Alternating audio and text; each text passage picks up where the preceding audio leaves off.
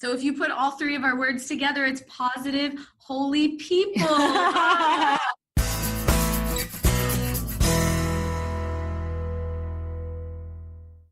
Hey, good morning and welcome to another episode of the SMA Audio Experience Podcast. This podcast is great because it's shown a lot of growth ever since its inception. It was originally built for, just kind of bringing to light all the great Catholic school leaders, teachers, students, parents, volunteers in the South Bay area at St. Michael Academy. But what it's actually turned into is a great platform to showcase amazing teachers, leaders, parents, volunteers in the Catholic community all across San Diego County, even across the United States, having guests from different states such as in Houston, Texas, etc. So for this episode, we're switching things up, and we are very blessed to have three amazing Cathedral Catholic High School teachers, my alma mater from many decades ago. We have some amazing teachers, and the topic for today, we wanted to really showcase amazing teachers who are innovative, who capture the attention of their students, and also the recognition of their peers. So without further ado, I want to go ahead and get started. We have three amazing guests, so I'm going to go ahead and let them introduce themselves and share their 98-second story. My name is Garcia, and as you mentioned, I teach at Cathedral Catholic. This is my 8th year here, but I've been teaching in public and private school setting for, about 18 years now. And I taught regular ed and deaf ed, and now I teach American Sign Language, but also I am the director of educational technology here at Cathedral. And the reason I love teaching is just really building relationships. So a lot of times people will say, how have you taught kindergarten and first grade and then high school and now adults? And I always say it's all about the relationship that you build with whoever you're teaching. And I just love to teach. So it doesn't matter who I'm teaching. I just love it. And I will pass it off to Christine LaPorte. What's up, SMA podcast listeners? My name is Christine LaPorte, and I also teach here at Cathedral. I'm a geometry honors teacher and algebra 2, and I also run the pro-life movement on campus, which is called Dawns for Life. So my entire teaching ministry really goes underneath the phrase to Jesus through math, because when people ask me what I teach, I usually answer math, but then I say, and Jesus too, because we're at a Catholic school. So I just think he belongs in all the classrooms. A couple of the mantras that really guide my teaching practice would be, if you're not sure, ask questions, and mistakes are proof that you are trying. So a lot of times when kids come into a math classroom, they're just so afraid. Math phobia is a real thing. Test anxiety is a real thing. And so I want kids to know, above all else, much like Kathy, that relationships are paramount, that love is important, and that it's important also to just play and have fun in a math classroom. And ultimately, for me, I look at them as students, but I look at them as little souls that are growing in holiness. Well, that was wonderful, Christine. Kendell Middlebrook. I teach science here at Cathedral Catholic. I'm also the assistant director of educational technology, so I work very closely with Kathy. I am in my 10th year of teaching and my 7th year in a one-to-one environment. So it's really a unique environment, hopefully getting less unique as the years pass. I love to teach because I really think that it's important for students to learn to love every subject, not just the ones that they're good at. So I love the tech integration part of what we do here at Cathedral, because I really think that every student can learn to love those subjects that are difficult for them. Often math and science fall into those categories. So, I feel fortunate that we have our tech program here. We can teach students that they can be good at it even if they don't think they initially can, and they can learn to enjoy any subject, no matter what it is. Now, Mark, there's something that Kathy and Kendell did not mention, so I'm going to brag about them because I nominated them to be on this podcast. They are both Apple Distinguished Educators, which is a huge deal. And they really represent our school well, but also just how well they integrate technology into the classroom. And they're responsible for a lot of professional development at our school. I've been to trainings, which they have both led. And I just walk out of there with such tangible knowledge to use in the classroom. And I'm so impressed with them, which is why I nominated them to be on the podcast. That's awesome. No, and that's a very good point. That's one of the things I kind of noticed in their profile pictures that, it shows that Apple distinction there, right? And, everyone knows that brand very well. One thing that I'd like to add value to the listeners who are parents, right? They come across your profile, they come to open house orientation. If a parent who didn't know anything about it in plain, like layman's terms, what value can you explain that would give, or assurance or confidence, to a parent might say, hey, that's great, you have that award. What does that mean? Like what is their student or their child getting from someone who has that distinction? Yes, that's a good question. Especially, we are Apple Distinguished Educators, but we also work at an Apple Distinguished School. So it's sort of like, what does all this education lingo actually mean? So there are two different things. An Apple Distinguished School is as a school that Apple recognizes as a school that is innovative, in particular with Apple products, and kind of head and shoulders above other schools in the way that we integrate and innovate in the classroom. And it's something that we applied for and then were awarded as a school and have been for the past 6 years. And then Apple Distinguished Educator is similar in that we, both Kendell and I, applied to become an Apple Distinguished Educator, and then we were chosen. And then what that means for us is that we get to be part of a group of educators across the whole world. Actually, we just went to the international conference last summer of educators much like ourselves. And so it just broadens the network of people that we are able to interact with and learn from, because even though we are teachers, we are first and foremost learners. And so we now have a network that spans the whole world of people who we can ask questions of and learn how they do it. How do you do it at your school? This is how we're doing it at our school, and how can we improve the way we do things? And so if you look at it from a parent perspective, it's that we are trying everything we can to make your child's education the best it can be. Awesome. And the next thing I wanted to jump right into is, since you did touch on the topic of professional development, what have been some of the most recent, I guess, feedback from teachers or people who've been through your programs or your recent trainings? What lately has been their feedback to you? That has brought up a lot of like, oh, hey, that's like a light bulb moment. Like, I didn't think of it that way. Can you share like one or two examples? This year, we've really been focused on creativity and creation. Apple just launched a program called Everyone Can Create.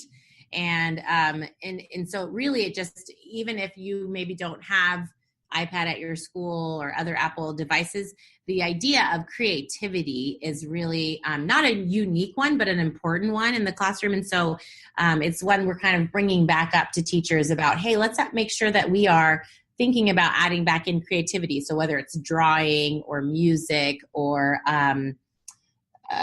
photography, video. Yeah. And so we're kind of just helping teachers to remember that when kids can be creative, that they can actually learn and remember things more. And it just becomes fun for them. And it kind of goes back to what Christine was talking about, letting them play and letting them enjoy themselves. And so a lot of the teachers have told us after those, trainings, like, this is so cool. This is so fun. Like, I want to go home and teach this to my own child at home, or I can't wait to integrate this into my next lesson, or I can't wait to add this in. And so they're getting a lot out of that type of trainings. And I think that one thing that's really important that we do in our PD here is that we give teachers things that they can take away and do that next day in class. It's not something that always has to take weeks and weeks of prep.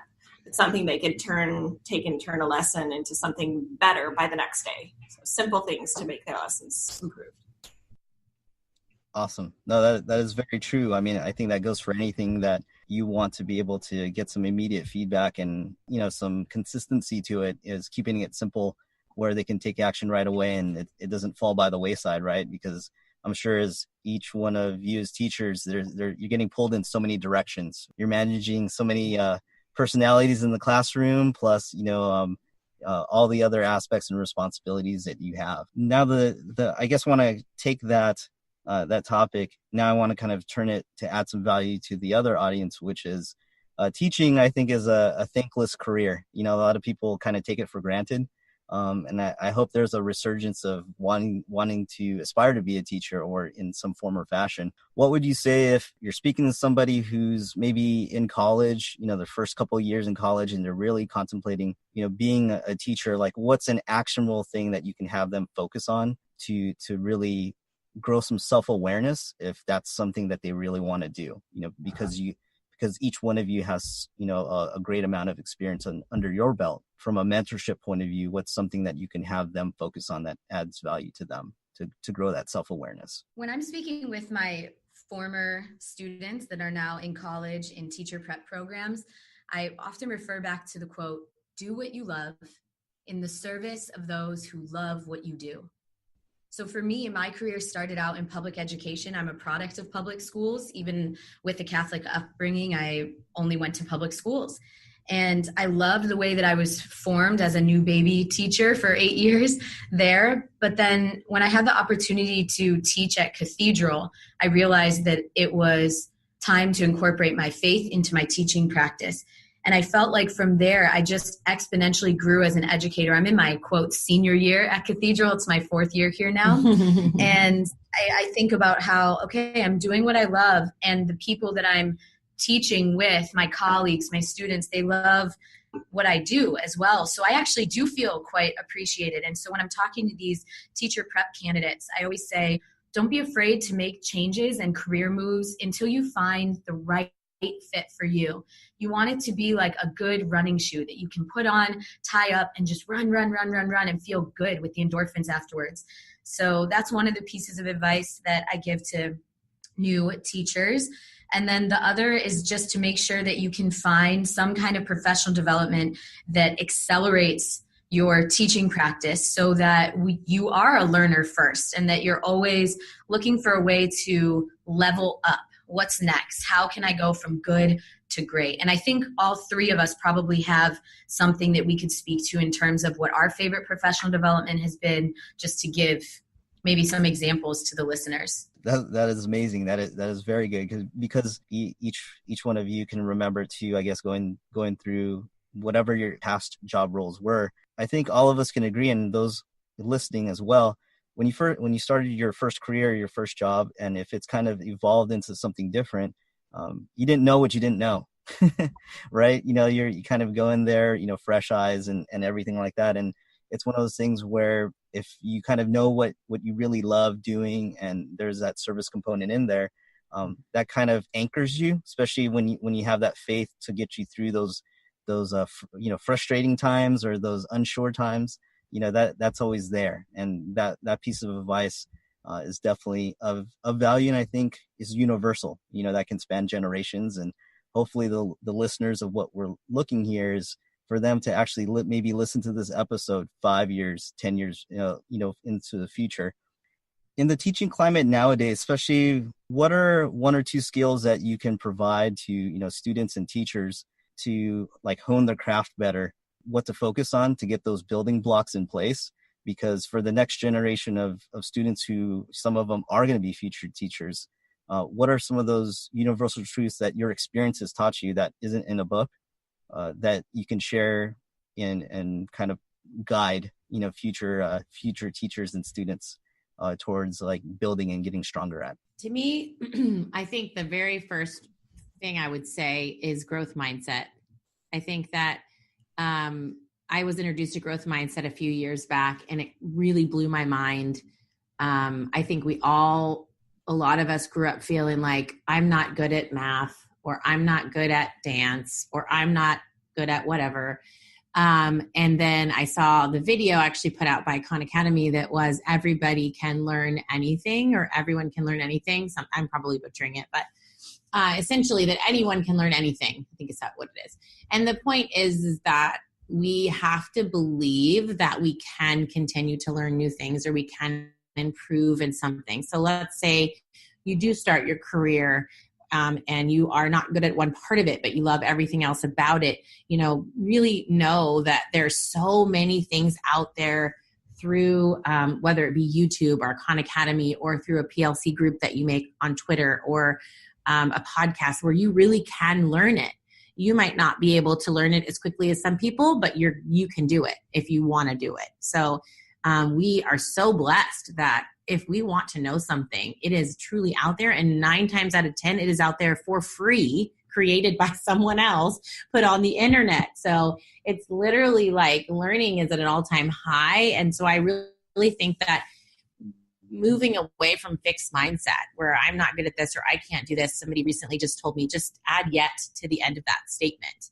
So I am never on time, or I have never been on time yet, and knowing that, convincing yourself that you can do it, that you can gain those skills. So that would be my advice to somebody. I think that it's important to remember that your students are digital natives, and that's not going to change as time goes on. They're only going to get more and more immersed in technology. It's going to be more an essential part of their daily lives, whether it's in school or out of school. So just being comfortable with the fact that your students are coming in with experience with technology, and that it's going to be helpful to you if you also become more comfortable with technology or accept that technology is going to be part of education in the future. Forever. Moving forward. Yeah, that's what it is. Yeah. That's what it's definitely not going away. Yeah. Now I like to have fun with this and actually, give each one of you the opportunity to like have your question of the day. So for those listeners, because we always like promoting the podcast and adding value to whoever the guests are. So in your space, if there's a current project that you're working on, or, some surveys or whatever you're working on where getting some feedback would be of great value to that, I like to make the floor open for any one of you to ask a question of the audience, so that when we put this out on Facebook, Instagram, Twitter, on our Alexa skill, everything, anywhere where we get comments back, we'd love to get that back, to you. So if any one of you would have a question that you're dying to get feedback from a certain group, like parents, students, high school students, alumni, fellow teachers, etc., we'd love to hear them. Yeah, we have a question that we've been kind of toying with lately here that we're about to open up to our students. So we'd love to hear from students elsewhere as well. We want to know what it is that motivates a student to learn in a class. Like, is there certain things a teacher does or doesn't do that motivates them in class to become better learners, or just makes them more motivated to learn in that particular class? Very cool. Cool. All right. So mine is actually having to do with my master's thesis. I'm on track to graduate in May 2019 from the University of San Francisco with a master's in Catholic educational leadership. And my topic for my thesis is hiring for mission. And the work that I'm doing right now is developing what lies at the intersection of Catholic identity and the hiring process. So how do you increase the Catholicity of a school during the hiring process that still values the broad range and depth of knowledge of what it means to be Catholic? Because there's not just one type of Catholic. And so I don't have one question to ask. I more am just asking for people that are willing to have this conversation with me. So if there's anybody out there listening that would love to talk about this, I will be going through surveys and interviews starting in the spring semester, early 2019, and can reach out to me and find me on Cathedral Catholic's website. My full name is Christine LaPorte. That'd be awesome. Thank you. Perfect. No, we have some great contacts out, especially in Boston, Massachusetts, and all different cities. So that's been the great thing with the podcast of adding value and letting the platform and the community help each other out. You have to go ahead and end the day with one word of the day. How do you want to, what's your one word of the day, if I can get one from each one of you? Teacher speechless. That's a good thing. I would say positivity. You got to stay positive in this career. Sometimes can get overwhelming and frustrating, and just keep it positive. Awesome. We just finished our All Saints Day liturgy, so I will take from the homily from Father Martin, which is holiness. Very cool. And I'm going to take people, because at the end of the day, that's what it's all about. The people you interact with, the people you come in contact with, and just remembering that we're all people and we're all doing our best to live our life on this planet. So if you put all three of our words together, it's positive, holy people. There you go. That is cool. Why we're all here. That is so cool. All right. That I couldn't think of a better way to go ahead and end this week's episode on the SMA Audio Experience Podcast. Again, thank you so much for listening. If you're a new listener, please don't forget to hit that subscribe button. If you're in iTunes or whatever app you're using to listen to this podcast. If you're an existing listener, thank you so much for your determination and willingness to actually hear our content and hopefully let it add value. But don't forget to always share that with somebody. All the discussions, the key links and topics that were talked about in today's episodes, we're going to go ahead and include those in the show notes. If there's any websites or links to them, we're going to go ahead and put that in the show notes. So if you're actually on your phone and you're listening to this, go ahead and stop, pull over, because it's very important. Or if you're on the treadmill, I would go ahead and come off the treadmill. We don't want you to have an accident. If you want to contact them or look more into Cathedral Catholic High School, go ahead and just tap right there in the show notes right on your phone as you're hearing me give you some basic instructions there. Because if you don't, you'll probably forget about it. But till then, we'll hear you on the next episode. I want to definitely thank our three amazing teachers from Cathedral Catholic High School for joining us today, adding a lot of value and insight with the information that they'll do.